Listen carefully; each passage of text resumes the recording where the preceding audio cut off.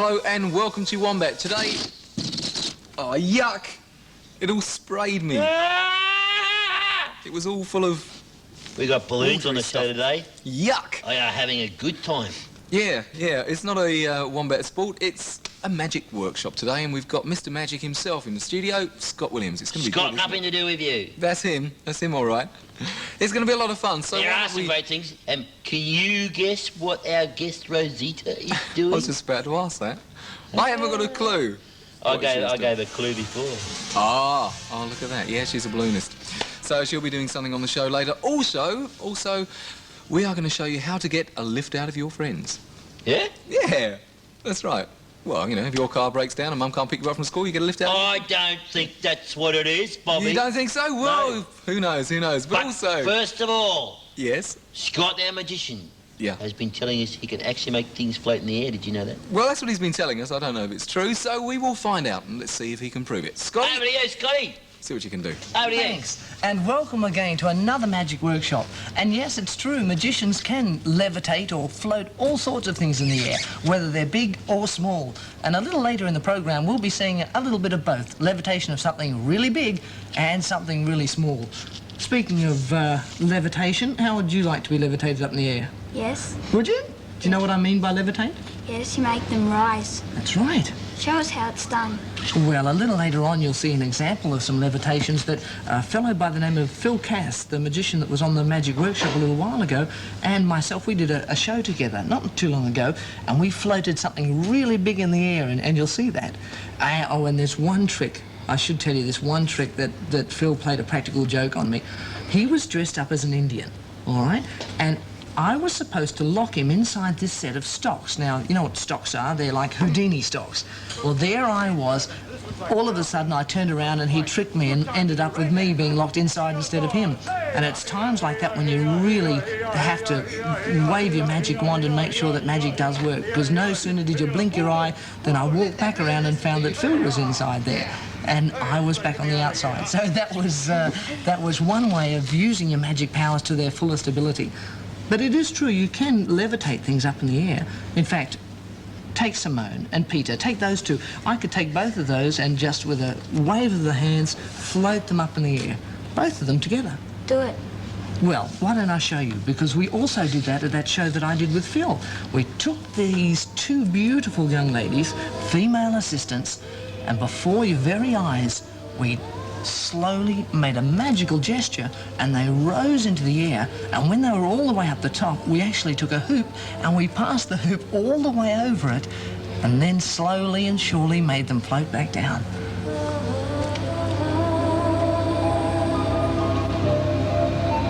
Isn't that amazing? Could you see yourself doing that? You couldn't. Well, look, you could. All you need to have is a little bit of magical ability and big smiles, because you see the assistants there, they need to be really full of bubbles and full of smiles, because that's an important part of being a female assistant. Now, of course, you might end up being a female magician and having a male assistant. Well, I certainly hope that maybe even one or two of you out there at some point might end up being levitated by a magician on stage.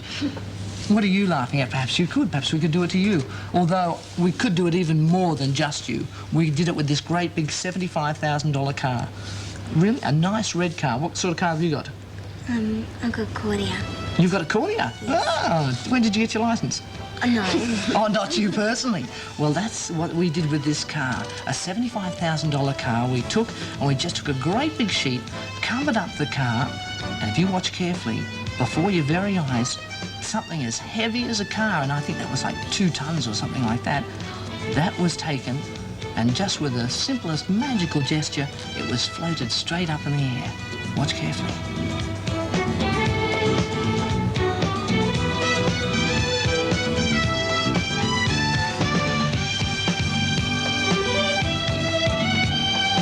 Nothing to it. It looks very simple, doesn't it? And it was. All it takes is a little bit of hard work and a little bit of magical knowledge. But you know, if you start at the beginning, where we're learning now tricks in the Magic Workshop, if you develop it far enough, one day we'll see Simone standing up there on the stage with Peter or one of the boys floating their own car up in the air. Wasn't it dangerous standing under the car? No, there was nothing to it. You must have faith, though. You've got to believe in magic. Watch carefully. 1 minute, you see the car right there in midair. And the next minute, it's gone. And that's what real magic is all about. The ability of taking something big or small and floating it up in the air. Now, I know that the car was something large to float up in the air, but what if I told you that we could also try and levitate a match? Now, a match is a very, very small piece of wood, isn't it? If we take a card, right, then take the match and place it down on the card. Just place it straight down on there like that. Try and keep it roughly in the middle.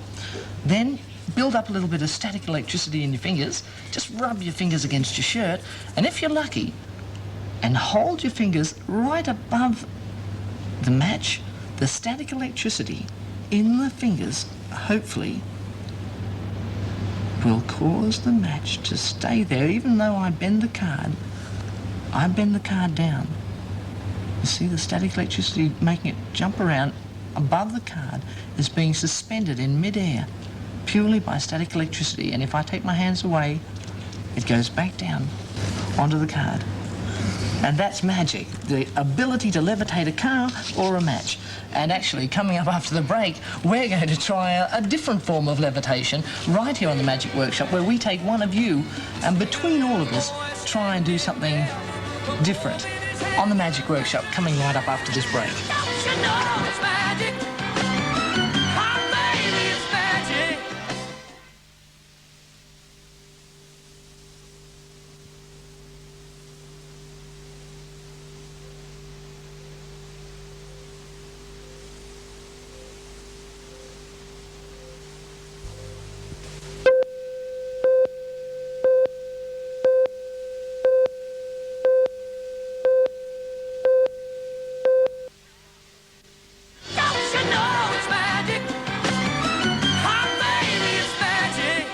That's the way. Okay. Now, first thing, welcome back. We're trying a different form of levitation here in the Magic Workshop with young Nathan here. We're going to endeavour to see if we can lift him up in the air, not necessarily by magic, but by a little bit of force. Now, first thing we need to do, everybody push down as hard as you can onto the shoulders and the head.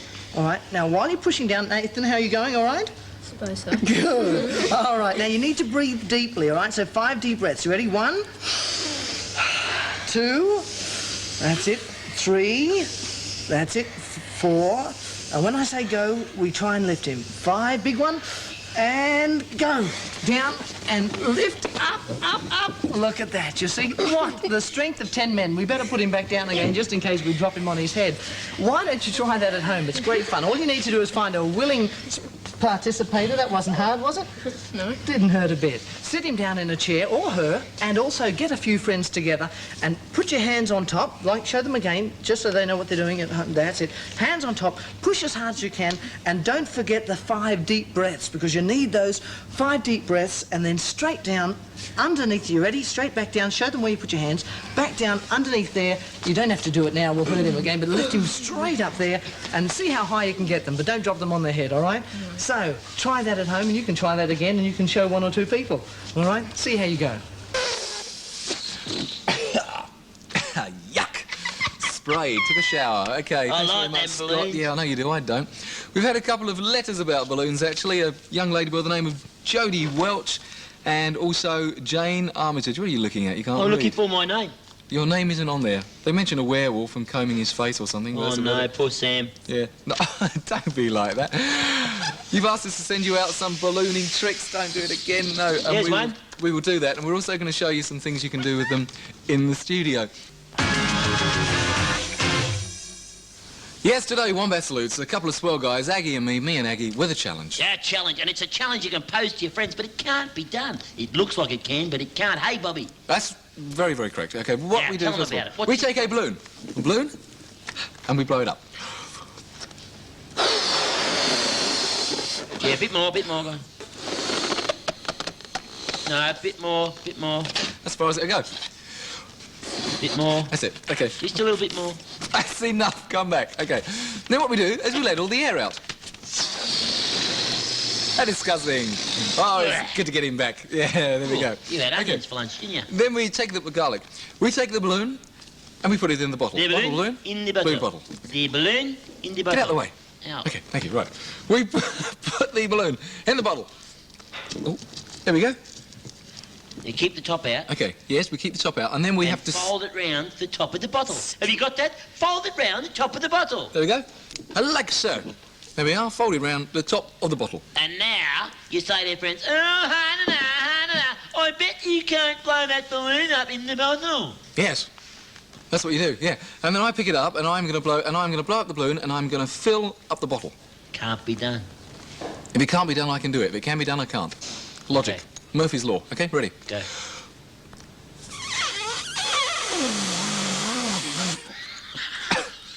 No.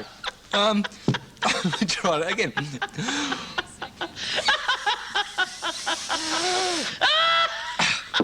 Sure, see if you can get your tonsils inside the balloon as well, inside the See bottle. how much fun you can have? That's you hard. can make your friends look absolutely ridiculous. You'd think you'd be able to do it. It looks very, very easy, because Try there's so once much more. room in there. Have another shot. Okay.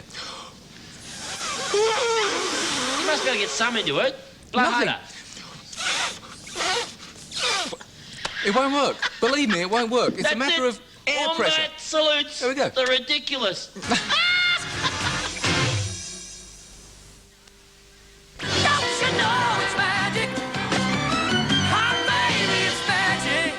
Just having a close look at some of these magnificent balloon sculptures that Rosita did a little earlier in the program.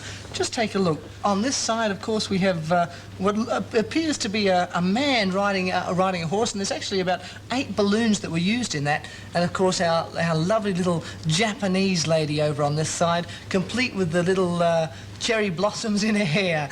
And that's absolutely fantastic. Actually, I think it would. I think if I tried that, I think it would probably take me the best part of a day and a half to do. But as you saw, Rosita did it in a matter of seconds. And speaking of things being done quickly in a matter of seconds, I think Glenn's got a little magic for us too, don't you? Yes. Come on in here. Let's just put these down out of the way. Don't let them get damaged. I know one of them's yours. And what have you got for us? I have a handkerchief, and I'll pass around. If you find any faults, and I'll give you $100. Really? Yeah. All right. Yeah. It's under heavy scrutiny, this handkerchief.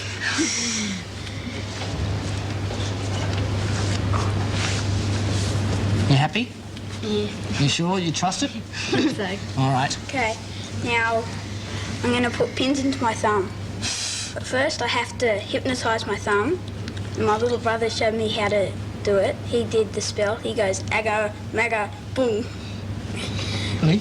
And then when it's hypnotised, you get pins. You're not going... Oh. And you put it down, straight down. Then you put another one, you put it across. Yeah. Put it on straight through. And you put it for a badge. Put that one in. Then you take the badge. It's not hurting you? No. Then you have to take this one out. And the second one, the third one. Dr. Glenn. Then you unhypnotise it. You push it, unhypnotise it, like that. And then you take it off, and my thumb hasn't been hurt. Can I see your thumb? Yes. There's nothing. How did you do that? Magic. Magic. There's nothing in Give him a round of applause. That was terrific.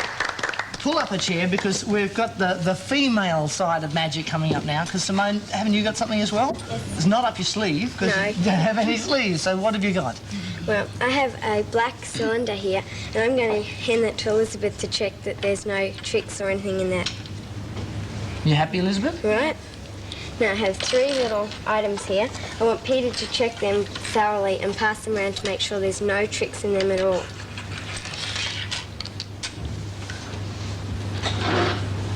Oh, I get to check as well. Yeah, nothing wrong with those.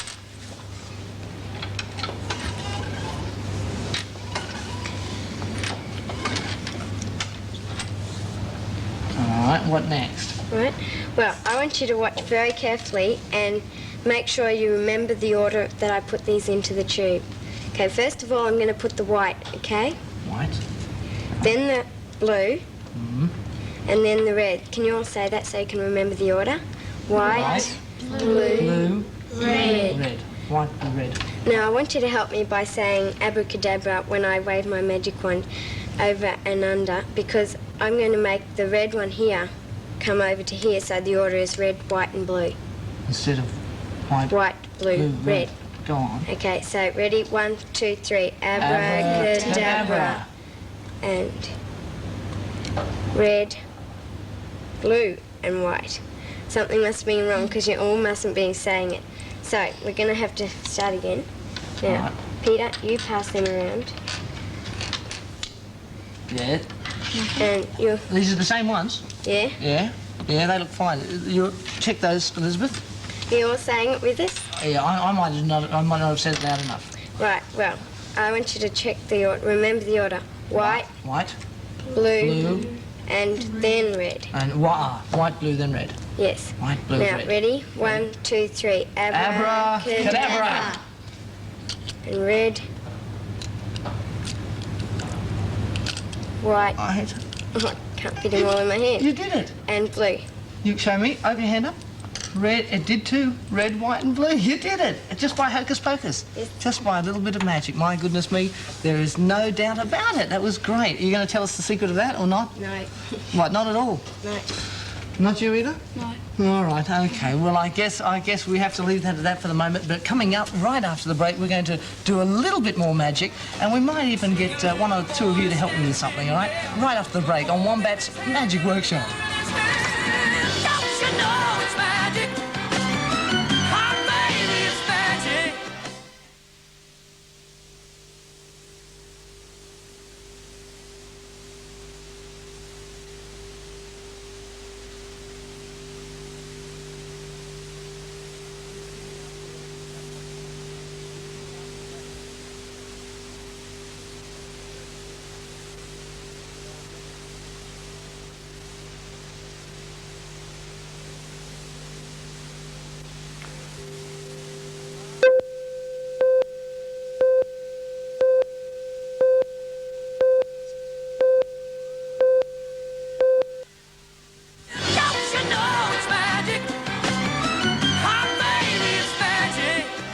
Welcome back to Wombat's Magic Workshop. And you know that magic can be found in all sorts of forms. And it's not necessarily the magician that plays the tricks on you. Sometimes it's your own eyes. As we'll see as we join Lance and Leif as they give us an example of this. And there are a couple of people whose culture has been involved with magic for hundreds of years.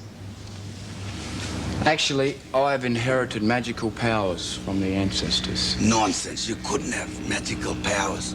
Because most of our people have lost our traditional ways. You show me your magical powers. I'll prove it to you. I'll show you why I'll always be a better hunter than you. Because I can make my boomerang bigger and stronger than yours. All right then, prove it, smarty pants. Check the sizes. Yeah, they're the same Like the size. Yes. Mine is the lower one.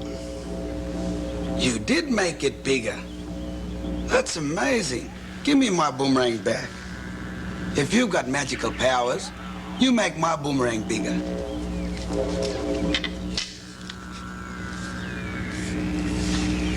Powers of the ancestors, show us your magic.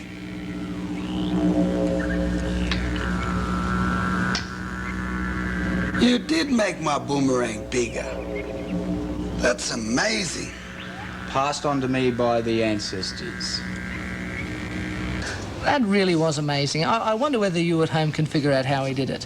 Or what about you here? Do you know how he did it? Yes. How? It was an optical illusion. That's right. It was indeed an optical illusion. And to give you all a better idea of what an optical illusion is, I've taken a couple of pieces of cardboard and I've cut them out and just in the shape of a boomerang. They're exactly the same size. And all you do, because they are the same size, I can take one of them, blow on it, and then have a look at this. If I line it up to the other, one on one end and one to the other, you see the blue one's at least 1.5 inches larger than the orange one. Or if I take the blue one, blow on it like that, then let's have a look, line it up again, and now you can see that the orange one's actually about 1.5 inches longer than the blue one. That's an optical illusion because, you know, originally they were the same size. So why don't you try it, Peter? Here I got 2 equal sides. Now I'll make the blue one bigger by blowing on it.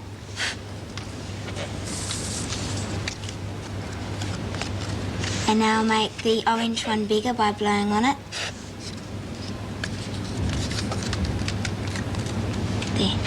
That's the shot. That's it. And don't forget, of course, that all you have to do is take the orange if you want it to be larger, put it on the bottom. If you want the blue to be larger, you put that one on the bottom. So you can try that at home. And don't forget, also try the lifting of the children underneath. That's that and the optical illusion to try at home.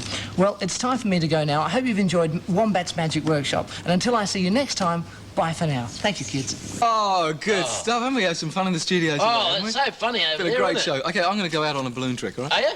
Yeah. I got a good trick to follow this one. Have you? Yeah, Okay. yeah. Keep blowing, blowing. Oh, it's getting big, isn't it? Oh, careful, careful. Look out.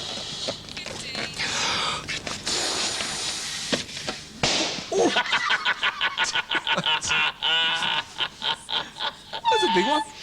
Oh, boy, I can't hear a thing. Thanks very much. I had a big trick lined up there. Thanks very much for joining us on the Magic Workshop. We'll see you again on Wombat. See ya. Really soon. Let's Okay. disappear. Go for it.